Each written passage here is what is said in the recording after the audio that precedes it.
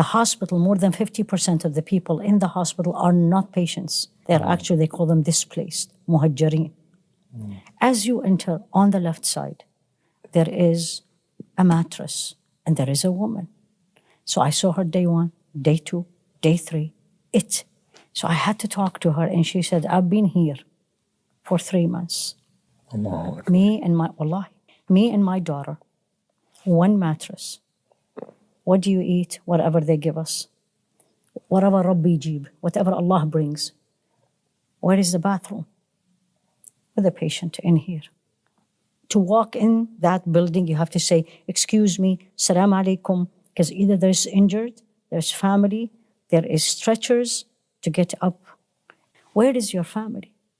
She said, have gone, and a couple of them are still in the north. These people all came from the north, from Gaza city. Says, my husband and son are still in the north. My daughter with me, the rest I don't know.